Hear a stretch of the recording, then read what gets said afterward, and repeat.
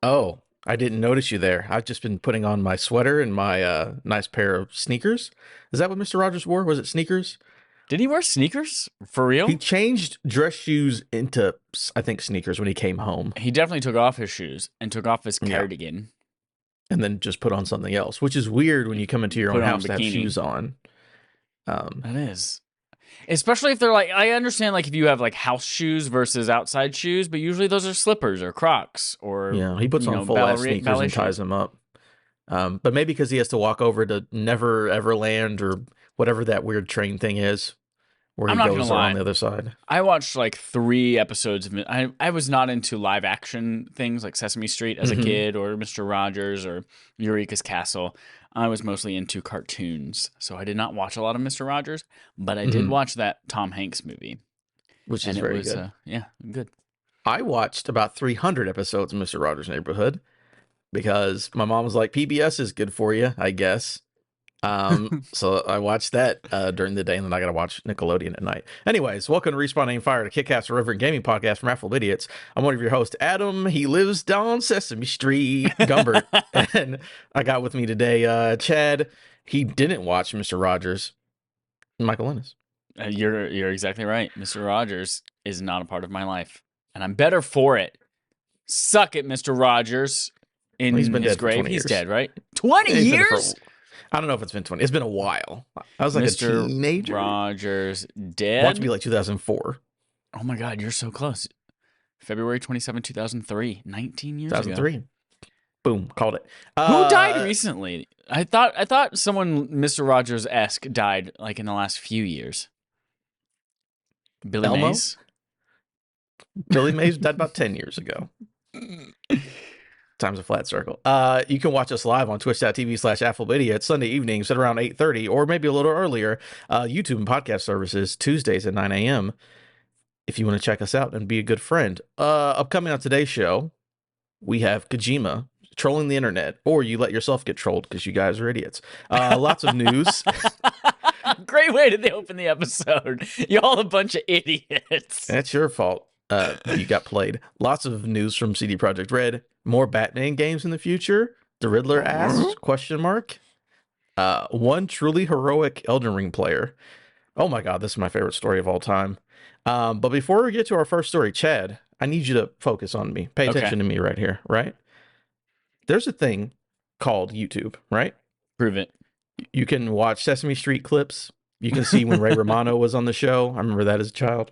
Did you know what else is on? You know what else Sesame Street is on? What is that? HBO Max. It's on HBO Max. It's good for the whole family. It That's is. true. So between that, and then there's also a thing called Spotify and iTunes or Apple Music or whatever the fuck it's called. Listen, people, I'm here. I'm talking to you. Please go on YouTube and subscribe. We don't ask you for anything. You're getting a free podcast. You know, don't be an idiot and believe everything that Kojima says on the internet. So go follow us on YouTube and give us a 5-star review on Spotify, because most people listen on Spotify, or you can do it on Apple or whatever. Just help us out. You know what? It is Easter Sunday when we're recording. And I don't care what religion you are. I have risen. And I'm not taking your shit anymore. I need reviews. I need subscriptions. And I'm not here to play. Amen. I will come out of this grave and fuck you up. Hallelujah. Don't mess with me. I have powers from beyond the grave. But speaking of powers, not really. Did Breath of the Wild 2 prove there's a new Switch coming out? Main story. Darren Bonthwee's at GameSpot. All right, and I'll get to it in a second. In an episode of Digital Foundry Weekly, which regularly provides informative tech breakdowns on video game performances across multiple systems, and spotted by Games Radar, DF members, these are going to be very difficult for me. I know who Digital Foundry is, but the people's names, not familiar. There's Richard Ledbetter. Correct. John Linneman. Correct. Alex Battaglia. Battaglia is absolutely what it is. Nailed it. I just know them Digital Foundry guys. Analyze the latest trailer from Nintendo's Breath of the Wild 2. So what I will say before we go through this, I have a breakdown, but you should watch it. It's like a 5-minute segment. And they talk about like what I'm about to explain, but in more detail. You should go watch the video because it's only 5 minutes and it's very good. But Here's what they said. Beyond a detailed look at how the game incorporates various technologies to make gameplay more vibrant and sharper than its predecessor, the group began to doubt if the Nintendo Switch can currently handle the upgraded graphics. So this is everyone's been talking about. They're like, hey, that Breath of the Wild 2 trailer looked really good, and they pushed the game back. And these guys were like, hold on a second. Maybe there's things in here that don't actually make sense on a Switch. Interesting. As Battaglia pointed out, volumetric clouds on Switch are rarely seen, and perfect anti-aliasing also seems to point that the sequel footage may be running on a more powerful version of Nintendo's hybrid console. Again, so they're talking about like, hey, those clouds, there's no game on Switch that does that. They're talking about transitions between scenes, the anti-aliasing. They're like, that's not even something you see like on Series X and PS5 very often. Yeah. Like that technology is like it's there, but it's not widely used yet at the moment. They're like, this is all on this Breath of the Wild 2 trailer. So that's interesting. As the group noted, this could also be a case of Nintendo simply rendering gameplay to look as good as possible for that particular trailer. Although the company rarely does that and prefers to show an accurate representation of how games run on actual Switch hardware. So again, watch the video, but they were talking about the only time they've ever seen like Nintendo have a trailer that's not what the game ends up being, which was Breath of the Wild, but it was only draw distance because apparently in the trailer the draw distance was bigger than the actual game ended up being. But they're like, as far as like resolution and stuff like that, like they never really fake that stuff. And they said even in this trailer there's parts where it's 720p, but mostly it's 1080p. But there's even parts where it dips. It's like, oh, that makes them think that like this is real ass footage. Anyways, this is a quote from Battaglia. It wouldn't surprise me so much in terms of what the game is all about. I generally think that since they're delaying it now, I think this is going to be the equivalent of what we saw with Breath of the Wild, where it launches in the old and also on the new. Referencing it, Breath of the Wild 1 being on Wii U and Switch. So again, everyone should watch it. But basically, they're like, hey, this trailer looks really good. Actually, looks a little too good. We don't know if this is entirely running natively on a Switch that we have at this moment. And just a little extra note, Switch Lite came out September 2019. July 6, 2021, the OLED came out, or the OLED came out in October of 2021. So this will be another 2 years in 2023. More rumors about a Switch Pro, but coming from people I actually trust, which I think is the main reason I put this story here. Sure, So yeah. Coming from Digital Foundry, not just another Yahoo not on the internet. Yeah, not some idiot who believes everything Kojima says. So I'll let you talk about it, but yeah, that's the only reason I put this in here is like these guys basically always know what they're talking about. So this could be a big thing. Them pushing it a year, that going on that 2-year cycle for new consoles. What do you think? Yeah, the timelines match up. Like there was all that evidence pointing to the fact that the Switch OLED model was supposed to be a more powerful version, but just due to the chip shortage and the pandemic, they couldn't make it happen. So they instead just said, all right, we'll slap the same chip in it and we'll just say it's an upgraded screen with upgraded audio.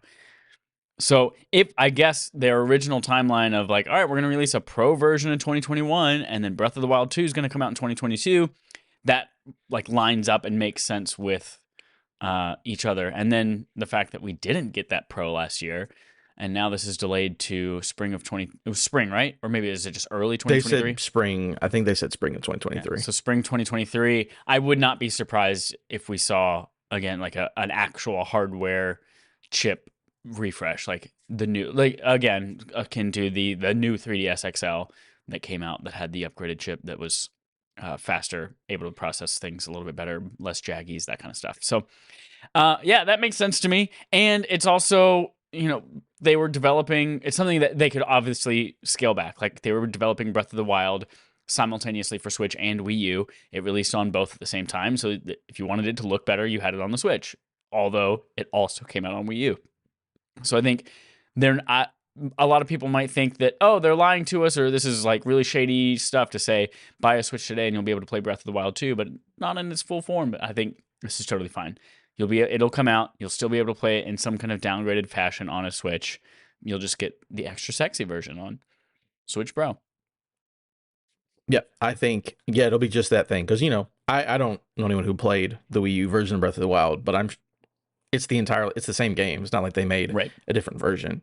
Again, it's probably just less technical, even though the Switch isn't super technical itself. So yeah, I think we can get the same thing. I mean, we just had rumors about a Switch Pro forever, and now the guys who know what they're talking about are talking about it. I think it's inevitable. Just like was either Jesus or Thanos said something about being inevitable. Um, I do believe this will be a thing. So with that, Jesus let's said it, assume. but he was in that cave behind the boulder and nobody heard it. So then Yeah, Thanos said it louder and people heard it and he got credit for it. yeah, he was in a movie theater. Jesus said this. Yes, Right. I know, but Thanos was in Dolby Atmos. So how do you? Okay, I guess I'll ask you this question because maybe you're not the biggest Breath of the Wild fan. I don't know. Correct. What would it take? What would you want out of a Switch Pro for you to like give a shit? Is it just that the clouds look really good in this video game? There's anti-aliasing, which shows a little bit more power for sure. But if it's just like, let's say, like a PS4 to PS4 Pro, would that big of a jump be worth it? Because you have an OLED. So is that worth it for you to upgrade, or do you need something that's actually like very impressive? Doesn't matter. Well, what do you think? I don't know. I don't know if I will give a shit about Switch hardware. Like the only reason I gave a shit about OLED is just because it was white and the dock was white. And if I'm getting the white Joy-Cons on the white dock, I might as well pay the extra, $20 or $30 to get the whole thing that was new. So yeah, I don't think at this point I can get excited for Nintendo hardware because it will never be my primary console. It will never be what I choose for third-party content, and first-party content is, it's great when there's a game that I'm interested in. It comes to the platform, but I mean honestly, again, Switch games or Nintendo games don't really matter when it comes to like the fidelity and the resolution and all that kind of stuff of Nintendo games don't really matter. You have the experience you have with them, for better or for worse. So yeah, I don't think there's anything that can get me excited about new Nintendo hardware unless it invites brand new ways to play. Mm-hmm. Like the portability of Switch, that was exciting to me. The motion control Wii remotes for even though it invited a bunch of trash onto the system, like that was exciting for me. So if there's a brand new innovative way to interact or play, I don't think that's going to come with the Switch Pro. I think it's going to be, again, just a little bit upgraded model, and that's not enough for me to get excited. I will probably still buy it because I'm a stupid idiot that probably believes everything Kojima says on the internet. Absolutely. But yeah, I don't think I can get excited, but I am happy for them to try and sway me otherwise. Mm-hmm. 2017 was the launch of Switch. So I think 5 years. Oh no, that's 6 years. Is 6 years enough for a whole new if they thing? come out with Breath of the Wild 2 and this at the same time, that's 6 years with the same chipset. Yeah, you could be like, again, it won't be the same, but Wii to Wii U, where it's like, oh, the same name, but it's a different console. Do you think there's any possibility of that? And it's not just like a half step and an actual full step, but it still keeps the same branding because Switch is too fucking popular to get rid of that branding. I don't know. Yeah. Something else that's interesting that popped into my brain right now is that I if we look at what they've committed to already in the next couple of years, like for instance, the Mario Kart 8 Deluxe DLC stuff. Yeah, that's true. Do you think they would do a generational step in the next 6 to 12 months, even though they've committed to releasing more content for that over 2 years? Probably not. Yeah, I didn't think about that, especially because we still don't have stuff like Bayonetta and Metroid Prime. Right. But I guess they could just release on both. Yeah, I guess a half step makes more sense than a full new generation when you put it like that. But you could just support an old console. I mean, like, that's not impossible to do. Again, Zelda's a prime example of that with Breath of the Wild, with Twilight Princess. Intriguing. Very interesting. Thank you, everybody at Digital Foundry. I figured out your names. You're British. That's very interesting. Actually, really quick, while we're here talking about Breath of the Wild, I pulled out a goodie but an oldie, just like Jesus himself. It's true. Jesus was known for pulling things out of hats and bags with his Jesus magic.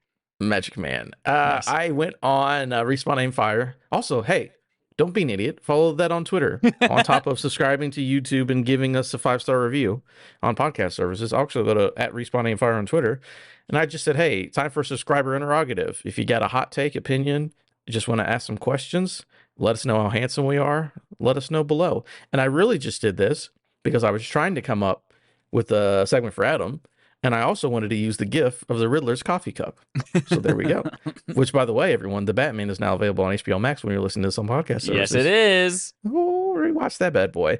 We got one from Smitty who said, "Y'all ugly." Thank you very much. Breath of the Wild is mid at best. You're not going to get an argument from me, buddy. Nope. On either end.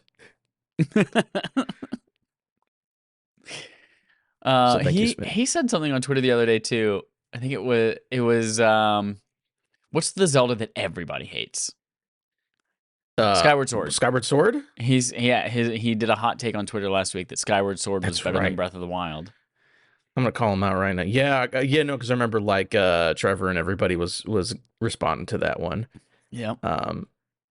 It's too far back here. He tweets way too much. No, thank you. I love you, Smitty, but this is taking entirely too long. But yeah, no, I thought that was funny. Smitty, it's funny how his hot take is just what we agree on. Yep. You know, because Holden's passed away, so his opinion on Breath of the Wild doesn't matter.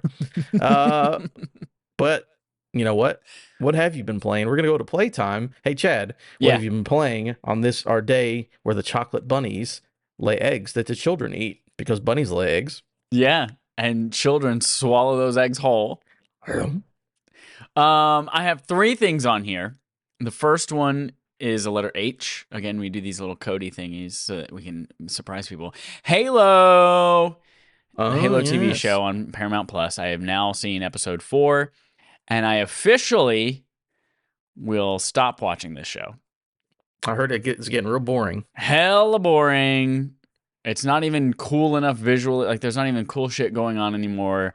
And this week, my 1-month subscription to Paramount Plus lapses. So I will not be renewing, and I don't care about the rest of that series. So, rip Halo. Sorry.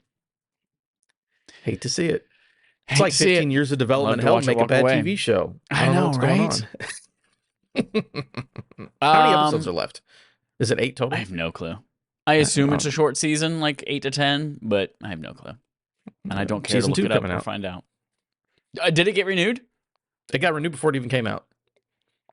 Oh, that's right. Oh, okay. I played... Oh, so the next thing is I got an iPad mini the other day. I'm currently look at that watching Us on it. Currently watching Us on it. But I'm trying to figure out uses of it. Like, what does it work into my life? Because I have a Mac Studio, I have an iPad Pro, I have an iPhone. What do I use this Mac Mini for? And most people try to figure that out before they buy it, but I'm an idiot. And so you bought it? I thought I assumed, not gonna give away your secrets, that you maybe got one for free. No, it is a purchase. So now I got to figure out how to make use of it. So one of the things that I've been thinking of doing is like making it into a just like casual in my pocket, laying around the house on the couch, gaming machine. Mm-hmm. There's a ton of like things on Apple Arcade and on iOS that I've been interested in, namely the Final Fantasy Pixel remasters of all of the 2D games. Oh yeah, oh man, those could be really cool. And they're only out on iOS and Steam right now. So I was like, maybe I'll play some of those. I haven't committed to it. But something I have done is dig into Apple Arcade a little bit. And Apple Arcade, if you aren't familiar, it's like now it's hundreds of games. Mostly there are some like exclusive things on there, but then there are also just like ad-free versions of other popular phone games. But one of the ones I was really curious about, that came to Apple Arcade last year, was a game called Fantasian. Which is from the creator of Final Fantasy, but it's a JRPG, and the graphics, like the visual style of it, is really, really interesting. It's like little diorama sets, and then you have like your traditional anime characters walking around in like 3D style, walking around these like really detailed, beautiful dioramas, which is kind of cool. What's it called again? Starts with Fantasian. an F, right? It's like fantasy and Asian, or Fantasia with an N on the end. Fantasian. Okay. So I was like, all right, let me give this a shot. And of course, it is an Apple Arcade exclusive game, so it's optimized for touch and mobile. So I played about an hour of it so far, and I think I'll probably stick with it if I don't get distracted by something else. But I really enjoyed obviously the visuals of it. The touch-based turn-based battle is really interesting.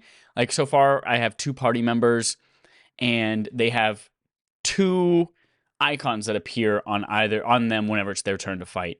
One of them is like a regular attack icon, and another one is like a skill that you can use.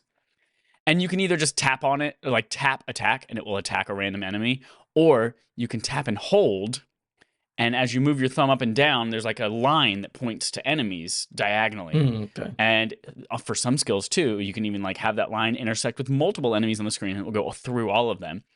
So it's like my thumbs are on the side of the screen, and it's really easy to just like tap and hold on the left side of the screen without having to actually like drag across a bunch of things, because I feel like that's too much. If my hands are moving across the screen, that's, for a touch-based experience, too much. So anyway, It also looks fantastic. I just looked at screenshots. Oh man, that looks good. So that's intrigued me. I'm getting into that. And then the next one, another thing I've been thinking about is there are a lot of, again, JRPGs mostly, or less action-oriented games that I can play from my PlayStation via remote play on my device. Primarily, and again, I'm trying to keep this like just the iPad. I don't want to carry on an iPad and a DualShock or a phone mount or something like that with it. I want to keep this and just be able to open it up and go with just this device. Otherwise, it's too much. It's too obtrusive. So I decided I'm going to start playing Telltale's Batman series. So I'm playing season 1 of it, because again, our barf game for this month is season 2.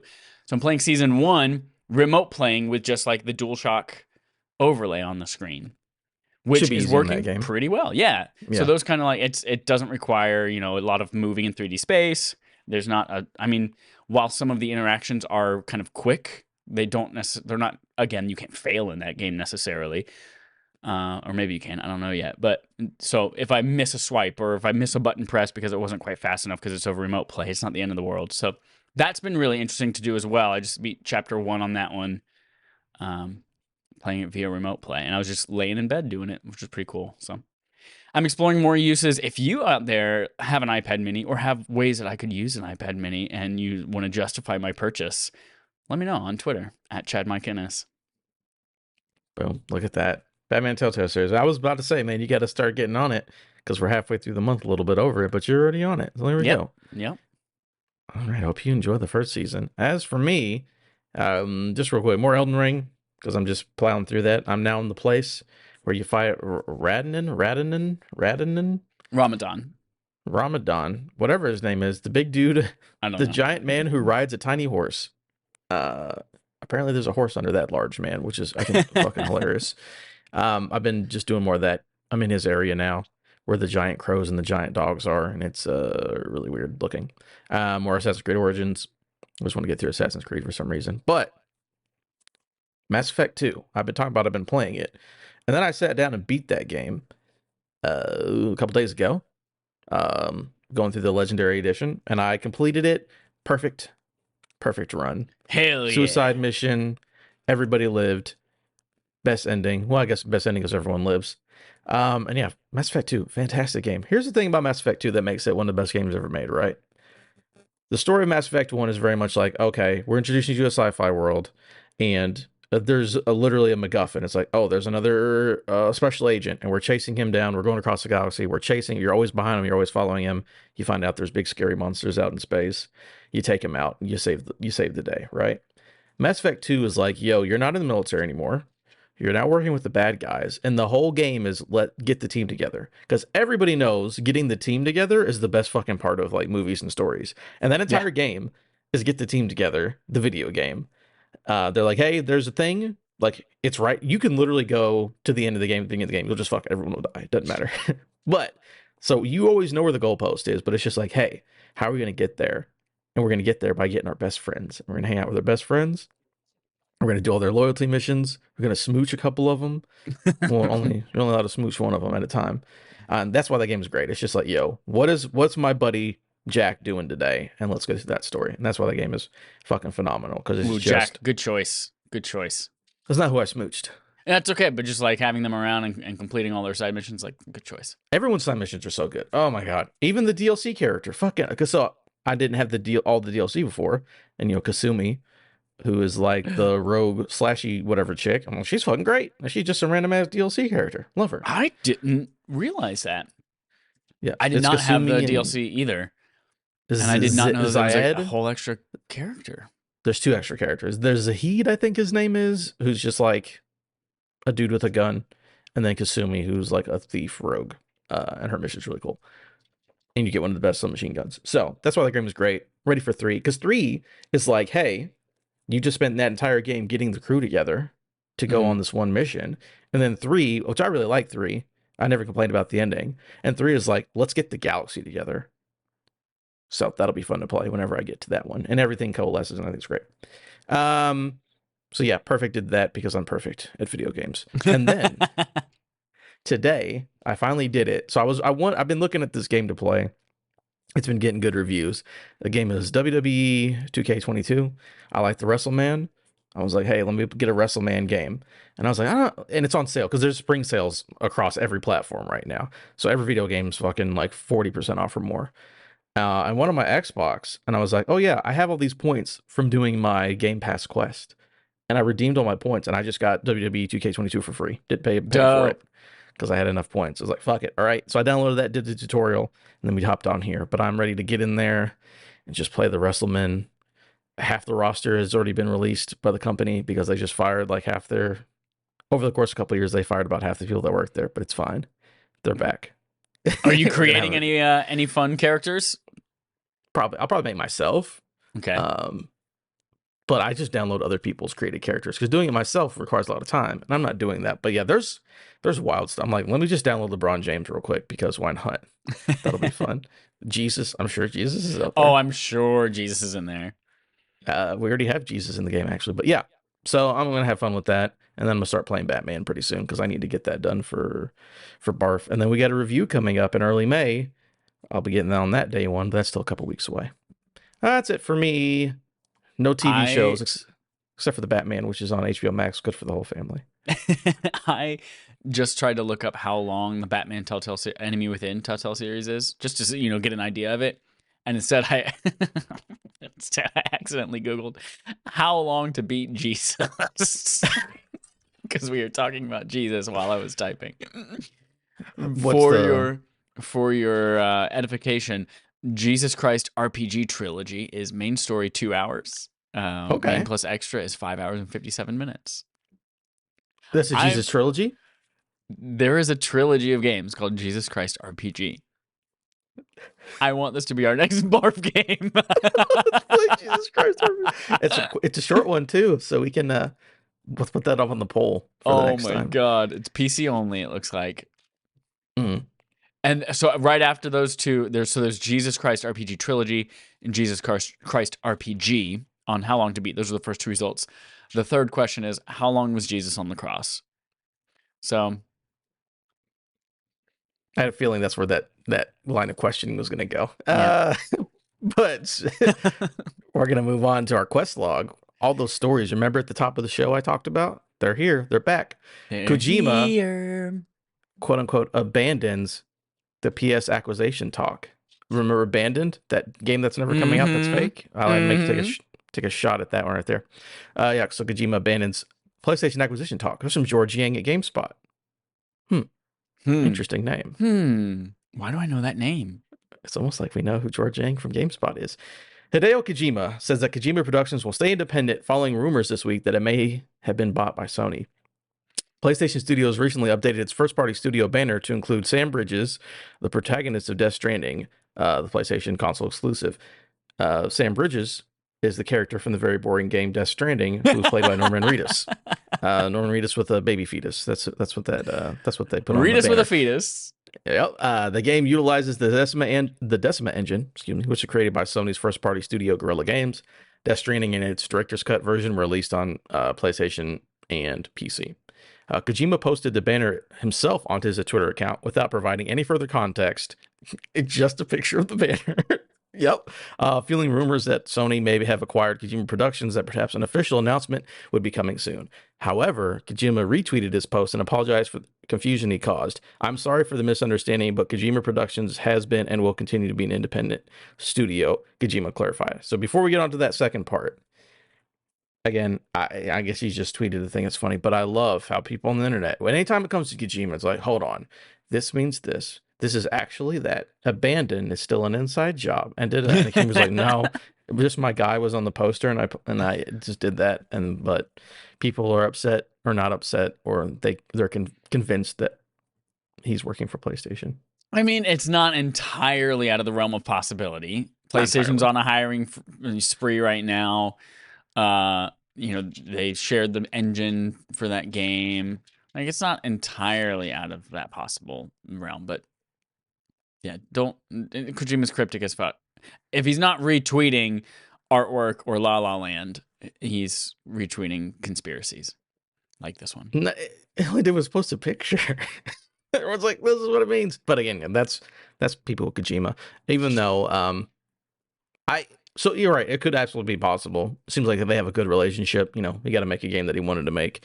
But also, he worked at Konami for such a long time, and then he got to go independent. I don't know why you would immediately be like, all right, I'm going back to a big company. But, he could. Yeah. He might just be like, I'm tired of the indie stuff. I mean, Bungie just did the same thing. Yeah, that's true. They they got out of Activision, and then they Xbox, and then broke out from Activision and said, we're going to be independent now. And then like, hey, what's up, Daddy Sony? That's true. That's very true. But speaking of Kojima and being exclusive, it seems Kojima's Xbox exclusive is still on track. Remember this story from a while ago? I do. There's rumors, apparently, still happening. As reported by Jeff Grubb on the latest episode of Giant Bomb's Grub Snacks, transcribed by VGC, Hideo Kojima's project for Xbox is progressing as planned. Quote, as a couple of weeks ago. This is all Jeff Grubb saying the game's progressing as planned, and this information is a couple of weeks ago. This isn't based on the information I had last year. This is more recent than that. This is still on. So we had the whole rumor about, he made Death Stranding. It's like, oh, now he's going to go over to Xbox, and he was like interested in cloud. He's going to do some weird stuff. You're already playing the game now. Okay, Kojima. So apparently a new report just like, oh yeah, no, that's still happening as far as we know. So he also went on to say, I didn't put it here, but that the acquisition, he said it's not necessarily not going to happen, I believe is what Jeff Grubb said. I can look for the exact thing, but excuse me if I misrepresented it. But he was saying like, hey, that acquisition might not necessarily not be happening, but it would be the same thing like where, we just had those Bethesda games come out on PlayStation, but even though Xbox owned them, it's like these pre-existing deals. So they could have had a deal with Xbox, and then they still get bought. Like, well, we got to do the game, but we're technically still owned. So a lot of Kojima news this week. I'm interested in this Xbox exclusive because I'll be like, oh, cool, another game I won't like or enjoy. But if it's free, I'll download it and never play it. But there you go. I think the whole conceit behind the game, or at least what it was rumored to be last year, is that it is like a cloud only game, right? Like they wanted him to make something that you could only do via the cloud and streaming, not necessarily like a game you could download to your console and go. So like that, whatever that means, I'm interested from a technological standpoint and what it means for the industry. I'm not necessarily interested in it as a Kojima game, despite me liking several of his Metal Gear games. Mm-hmm. Yeah, I would want to see, because he does do interesting. I'll give him that. He does do things that are like, oh, that's really cool and new and interesting.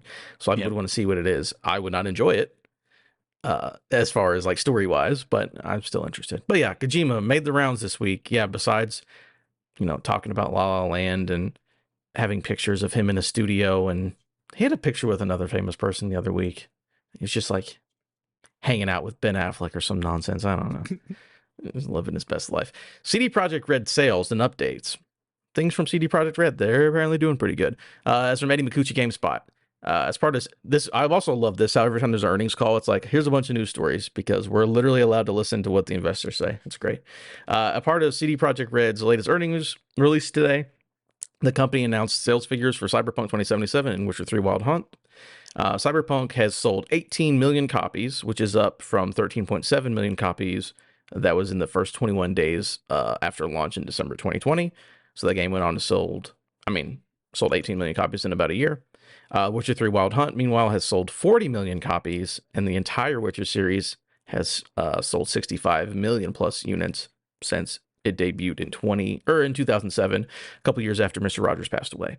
That's one unit for every year that has been since dinosaurs. You're right, 65 million years in the making. That's what the Jurassic Park. By the way, have you seen that Jurassic Park Dominion poster? No. Where what's his Alan Grant, whatever the actor's name is, Sam Neill, is like holding a torch in the middle of the poster. He looks like Indiana Jones, just holding a torch, and there's dinosaurs and Chris Pratt are behind him. Yep, I'm looking at it right now. Interesting. That movie is going to be bad, but I really want to see it. Yeah, it's going to be bad, and I'm definitely going to see it. Absolutely. Oh, I'm so excited about it. So yeah, Witcher sold a lot, as many units as years there were since the dinosaurs. Cyberpunk 2077 is getting an expansion in 2023. It's the first time CD Projekt Red has provided any insight into when the expansion will be released. Studio's not shared details, though CD Projekt Red has a history of large-scale impressive expansions like Witcher 3's Heart of Stone and Blood and Wine, which Blood and Wine was just an entire new fucking continent. It was great. More details in Cyberpunk 2077's expansion will be announced later in this year. And then, finally, next-gen Witcher 3 is delayed, but it's not in development hell. CD Projekt Red Senior Vice President of Business Development, what a title, Michael something Polish, said during an April investment. No, what is it? Nowakowski? Said in an April investment call, I've been looking at the headlines that popped up here and there on the internet, and I've seen that one really drew my attention, which is Witcher 3 Next Gen delayed indefinitely, which sounds like the game's in some sort of development hell. I want to state that is not a fact. This has been a lot of insinuations that we're going to launch like June next year or something like that. That's completely not the case. During the call, CD Projekt Red joint CEO Adam Kaczynski, maybe Kaczynski, I don't know, something. Yeah, said that not many developers are required to finish the game, estimating you would only need 15 people or so and some external staff. Quote, taking over this project will not affect the development of our next game. So just a lot of talk about CD Projekt Red. Still getting Witcher 3 next gen, which I'm very looking forward to. Both those games sold super fucking well. They're doing good. So have fun. Enjoy the things that they do. Get ready for Witcher 4 in 5 years. That's right. Witcher 4 on Unreal Engine 5. I'm just excited there's more games. I'm not surprised because we saw how many units Cyberpunk sold despite its bugs and flaws. But like 18 million, that's a shit ton of units for. I mean, if you think about CD Projekt Red before Witcher 3, the Witcher series had, if you take 40 out of the 65 million, that's 25 million. And of course, a lot of those sales come from hype from Witcher 3 and people saying, I'm going to go back and play the other two. So like that's 18 million, I'm sure 10 years ago would have been like, oh my God, that's the best thing that's ever happened. So like good for them. Props to them. There was also something else that came out of this, like a statement. I'm going to maybe misrepresent it, but I'm going to paraphrase it. It was basically along the lines of we're not done with development on Cyberpunk 2077 and it's not where we want it yet. We're still working very diligently to make sure that it becomes the game that we wanted it to be, something along those lines. So they're still committed to making sure that game is exactly what they said it would be, despite Witcher 3, getting some delay a little bit. Next gen version, some delay a little bit there too. So it reminds me of, and we see it all the time too often, where again, I was one of the people. I think Holden was the same way. He loved fucking Cyberpunk 2077 when it came out. I remember listening. He played through a lot of bugs, but he loved the game. Yeah, I did. I fucking loved the game. I adored it. And it was that thing where, kind of like on the Kojima thing where you're an idiot if you listen to Kojima. Speaking to you specifically, listener. I'm just kidding. You're great.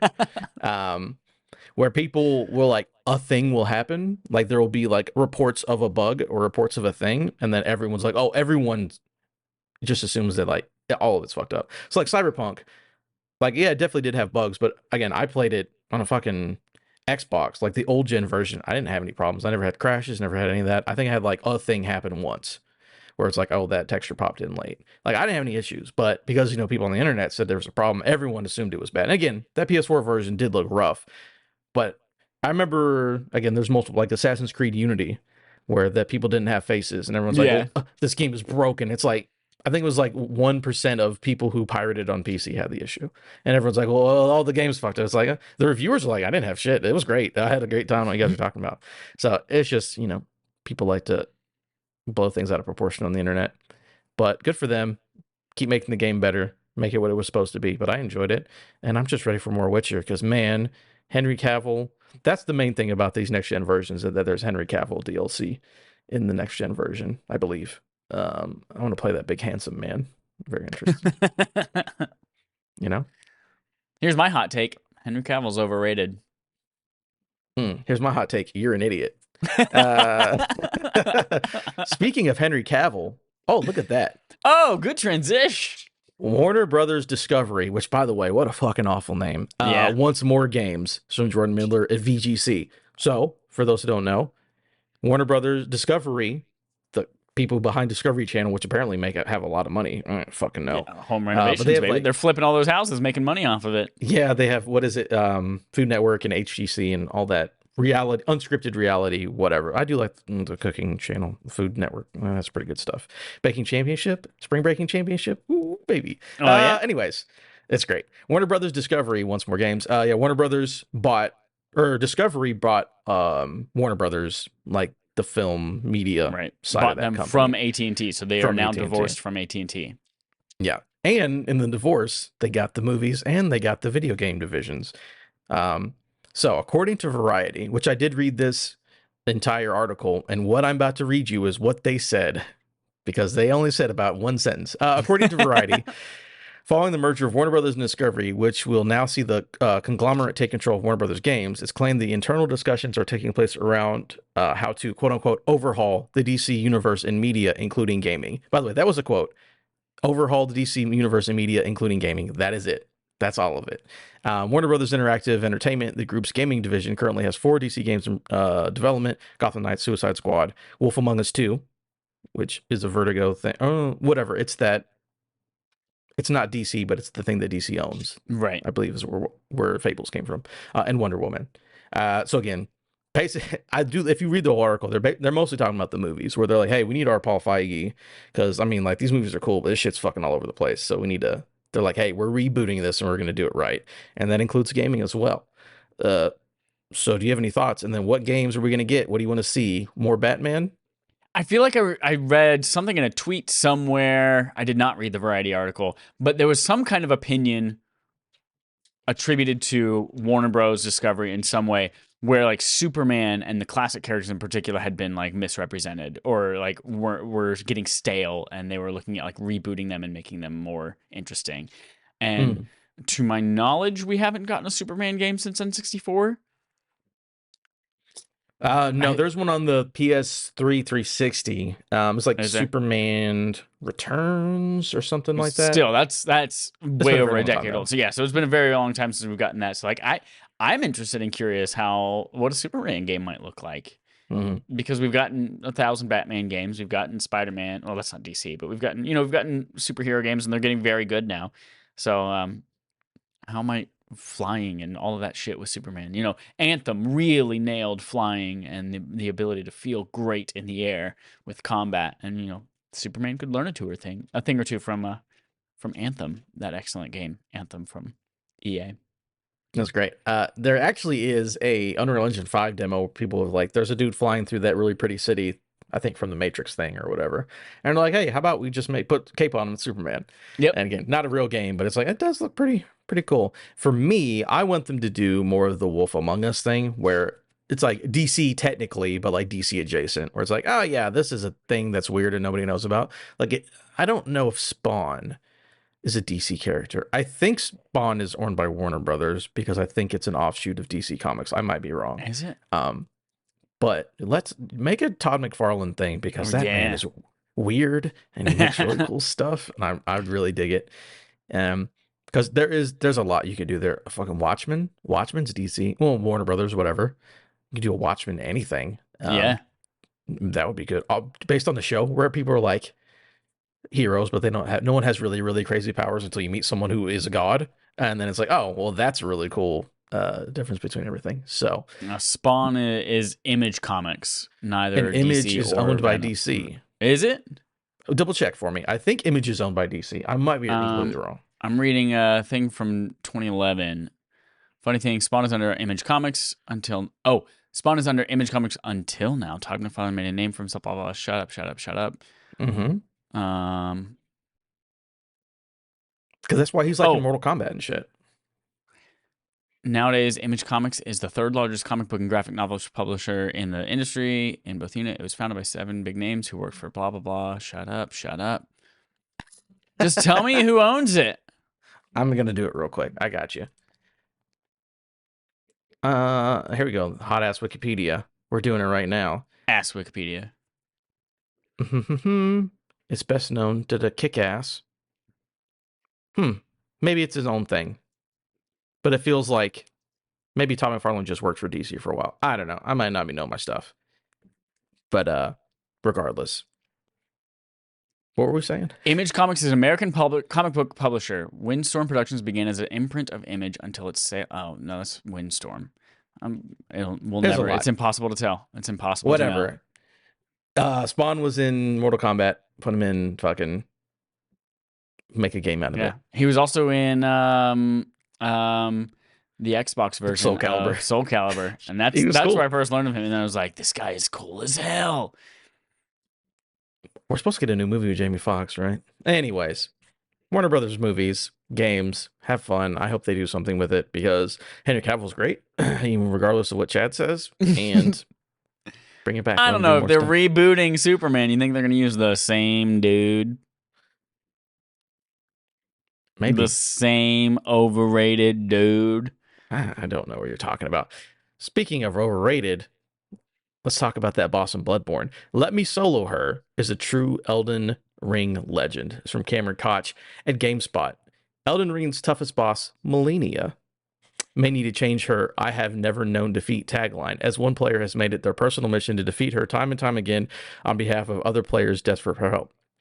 So for those of you who aren't dorks and aren't playing Elden Ring, Melania, hardest boss in the game, fucking bullshit, super strong, makes you rot, all that good stuff.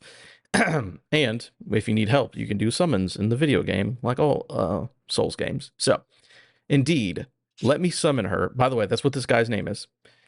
Indeed, Let Me Summon Her does have what it takes. Numerous posts on the Elden Ring subreddit can attest to, Let Me Solo Her is the real deal, dueling Melania 1 versus 1 and oftentimes emerging completely unscathed. Those who summon the mighty pot-wielding warrior need only sit back and watch the show. Let Me Solo Her's actions have even been inspired by fan art by a thankful community. So, real quick, get on Twitter, get on subreddit, whatever. There's a guy. Yeah, we'll get to that in a second. There's a guy who's playing Elden Ring. Who's his simple thing is let me solo her right in front of where you fight the hardest boss in the game. You summon him in, and he is naked. He's a loincloth on, of course. He has a pot on his head, and he's got 2 swords, and he just fucking runs at her, and he fucking takes her out. And it's wild. Again, hardest boss in the game. He takes her out. I believe he said that he has done it beaten her about 400 times for people. Damn. Like gone in and just help people like clear that boss out. And like you can just sit back and he'll do the fight, and then you'll still get the credit and you'll have beaten the hardest boss in the game. And this guy's like, hey, again, he's immortalized. There's memes. What's the I think it's the JoJo's one where it's like from underneath and he's like standing and it's like that weird image. People know what I'm talking about, but it's just his character naked with the sword, with the 2 swords. Someone 3D printed his character. Like, this dude's famous because he just keeps beating this boss one-on-one and helping everybody out. IGN's Rebecca Valentine, who blocked Holden on Twitter, has an interview with this guy. You guys should go read it. So yeah, if you go to IGN.com, she interviewed the dude who has been doing this, and he's like, yeah, it's been fun. I help people out. I don't always succeed, but a lot of times I do. And he's just wanting to help folks out. So this guy is great. This is where the fun stuff from software games comes. I have lost your audio. Hold on. Oh, you have? I've lost you. Can you not hear me at all? We're gonna go to hold side real quick. We'll be right back. Okay.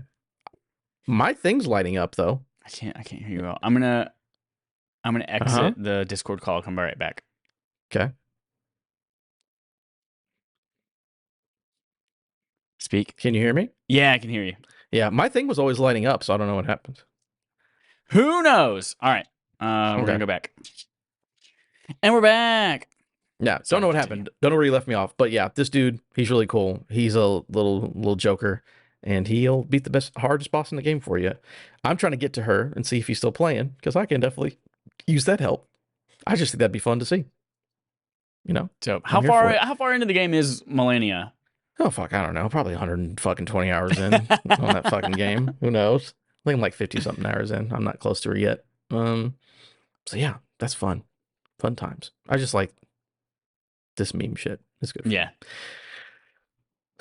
Poor Holden got blocked. Last on our docket, PUBG horror game Callisto Protocol is almost done. From Ooh, forgot Eddie about this McCooch little gem. at GameSpot. Yeah, I know. Do you remember the trailer and it was like, oh, that's fucking really weird. What's going on here? Oh, that looks scary. Glenn Schofield, a games industry veteran who now heads up the studio behind the PUBG universe game, The Callisto Protocol, has given an update on the upcoming horror game. Posting on Twitter, Schofield shared an image from a motion capture studio where actors are putting in, quote unquote, all the hard work to bring the game's characters to life. Schofield said this is his favorite stage of game development when the design starts to come together. Schofield also teased the game might be closer to release than some might have guessed, saying the developers at Striking Distance Studios are now in the finish and polish stage and will have more to share soon, Schofield teased. Oh boy, you know what? Someone said something about a video game, and is that my God, that's Jeff Keighley's music. He's here. It's Gene Parmesan. Jeff Keighley, who runs Summer Game Fest, responded to Schofield's tweet with the looking eyes emoji. Responded to his tweet. Right to his tweet, right on his mouth, to his tweet with the looking eyes emoji, which is just his fucking calling card. Like when he murders someone, he leaves behind fucking looking eyes emoji and puts it right on their body. With many connecting the dots, a suiting announcement of some kind might be in store for Keighley's summer show. By God, he killed him. He's literally broken in half. Schofield, that's wrestling references. Schofield has not held back in the hyping the Callisto Protocol, saying his studio's aim is to make the single scariest game on PC and consoles. The game is scheduled for release in 2022. I know, right? On PC, PS5, and Xbox Series X and S. Schofield is known for co-creating Dead Space at EA. So look at all this.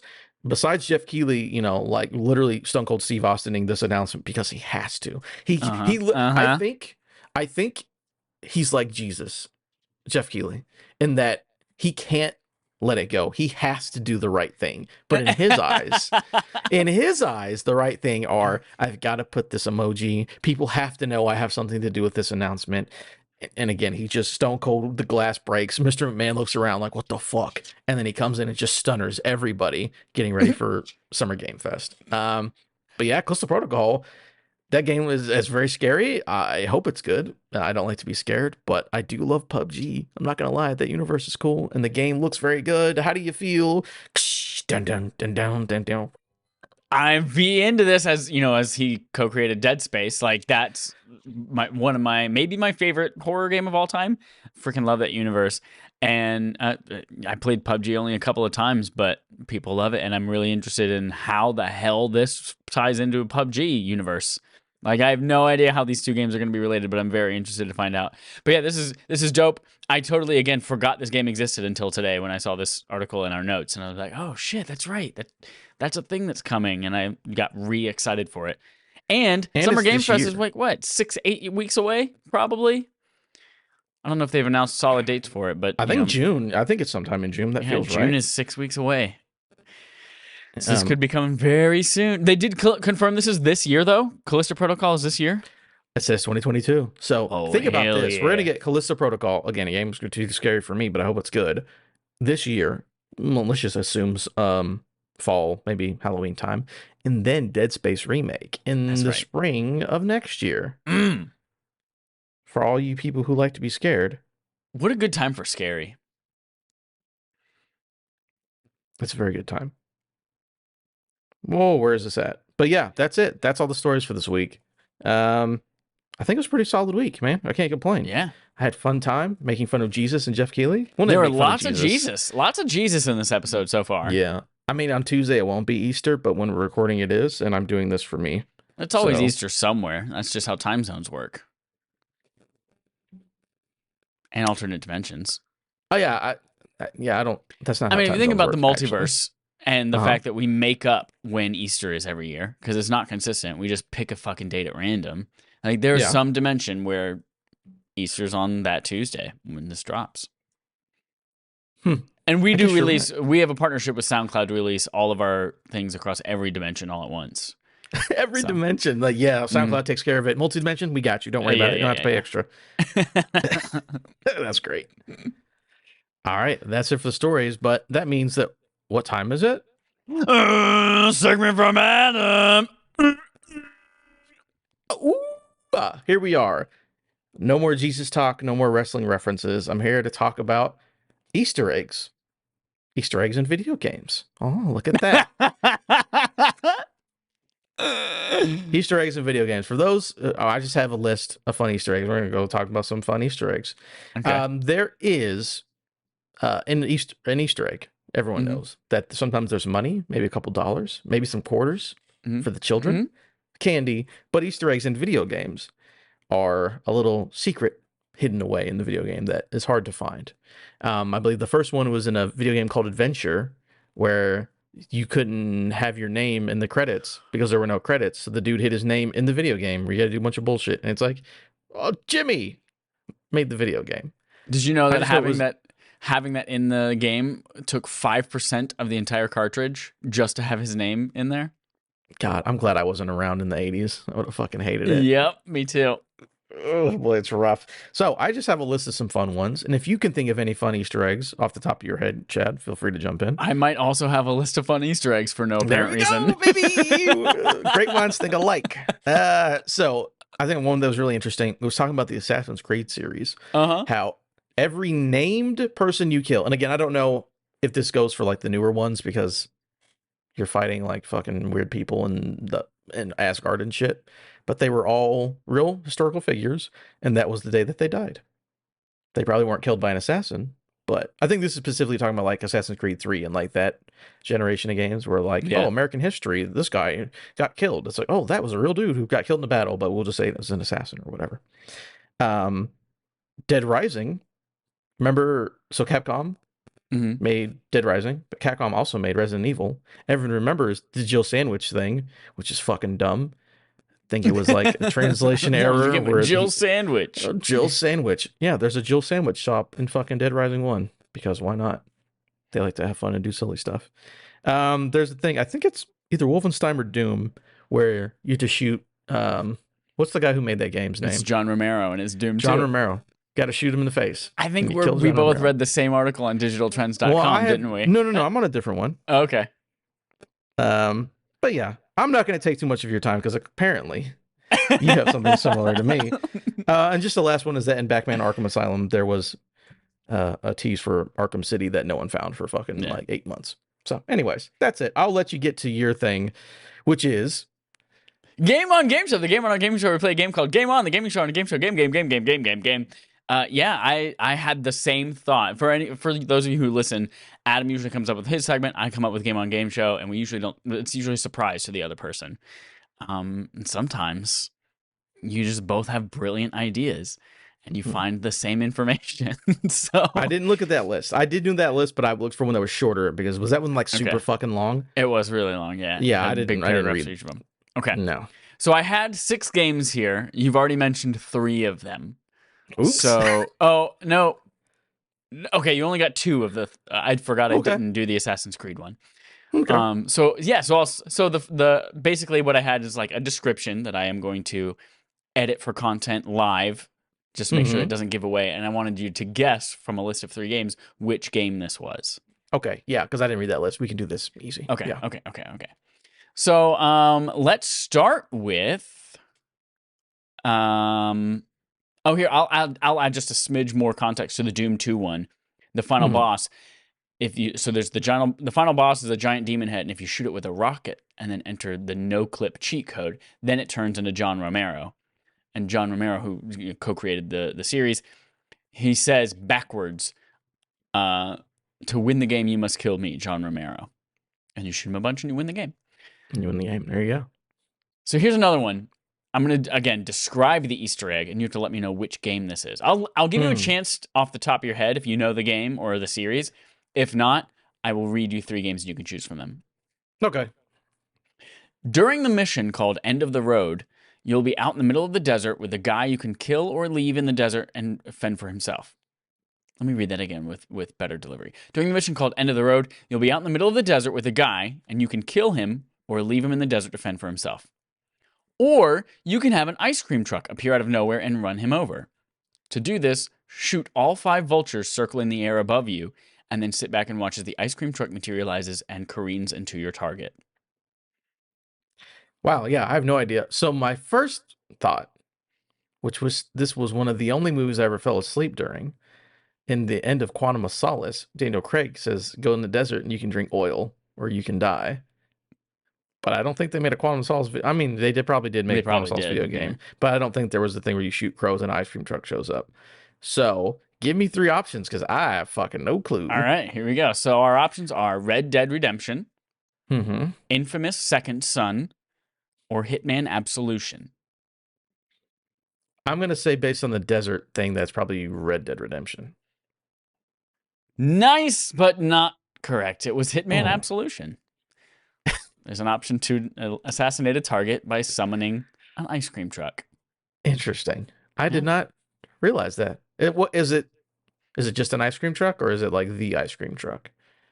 I One don't that know. Will Arnett drives. From Twisted Metal? I don't know. Yeah. Okay. Here's another one you might get. It's a kind of a popular early Easter egg. Jump through a portal and you get to fight some seriously tough axe-wielding cows. This Easter egg is an inside joke among this series' diehards. There was a rumor about the first game that if one of the random cows that appeared throughout the game was clicked enough times, a secret portal to a level would open up. This rumor came true with the sequel, with a full level hidden full of heavily armed bovines. Yes, this one is Diablo 2, which I It didn't is know. Diablo 2. I'd never realized that it was an Easter egg. I just knew it was like, yeah, there are cows in Diablo 2. I was just like, all right, you can fight cows in Diablo 2. But I didn't realize at the time, because I was a child, that it was a joke on the first game. That joke or inside thing is sort of like how everyone remember the playground? We were children. This was after Jesus. This was after Jesus's time. Right. When we were children. Right. Mr. Rogers was still alive. And what other references did make this episode? And we were at the playground, and there's always a dude like, oh yeah, if you do this in Pokemon, this thing will happen. Or like, right. My uncle works in Nintendo. That fucking idiot kid who always said my uncle works in Nintendo. That's what that Diablo Easter egg feels like to me. Where it's like, so it wasn't pre-internet, but it was like infancy of internet. So how in the fuck was that rumor going around that click on this cow and that thing will happen? And then they're like, we'll put it in the 2. But it's like the internet was like AOL chat rooms. It was like, horny boy 69. Oh yeah. But that's wild that we had Easter eggs like of that kind in that time. That was pretty cool. I remember playing Diablo 1 with my brother, trying to open a secret cow level by clicking a bunch of cows. And then when we found out that it existed in the second game, we were like, what? You have to like get some kid named Wirt. You have to like, he dies and you steal his peg leg and you put that into a, whatever the cube is that transforms things, and then it opens a portal, and then you go kill the Cow King. And I was like, this is fucking wild, and I love it. That's pretty cool. Let's see. I have 2 more here. If you decide to take a break... Nope, I'm going to cut that sentence out for content. Okay. Hang out at the homestead and find a turkey. Go up to it and feed it and punch in the famous Konami code. The turkey will then don a cloak and hood, just like you. Turkey isn't Konami code? Yep, you enter the Konami code, and the turkey will don a cloak and hood, just like you. Here's my problem with this question, is that I know it's not going to be a Konami game. But why is that still a reference, right? You think about it. Everyone still references a Konami code when people haven't... If you're under the age of 25, you don't know what the fuck the Konami code is. But games are still like, hey, Konami code. Yep. Konami code, we're clever. It's like, what is that? What is it? What is an NES? What is a Super NES? I don't know what these things are. Says every young child. I don't know. Give me some options. I don't know. Is this Assassin's Creed 3, Thief on PS4, or Batman Arkham City? Hmm. I'm gonna say it wouldn't be Batman. I don't know why I'd be a thief on PS4 only. That's weird wording, Well, Chad. the Thief game that was called Thief, but it Oh, was like a that sequel that that came out on the version. PS4 Okay, I generations. was saying only the PS4 version. The Xbox One version didn't have it. No turkeys in the Xbox version. Kind of like how I'm just Spawn gonna. was only on Xbox, but turkeys Yeah, are that's only in the true. PS4 Thief. Absolutely. I'm just gonna go ahead and say thief because I already did Assassin's Creed thing and I don't remember that happening. It is Assassin's Creed 3. Oh, the bad one. Yeah. You go to the homestead, find a turkey. All day long, Interesting. you'll have good Okay. luck. Last one. This is part of it. This Easter egg is different because it's not a part of the gameplay or anything software based. It's all hidden in the hardware. Take the Oh. disc of this game and put it into your CD player. Skip to track 2, and you hear a different version of the main theme. Mm-hmm. I would guess immediately that it is Monster Rancher.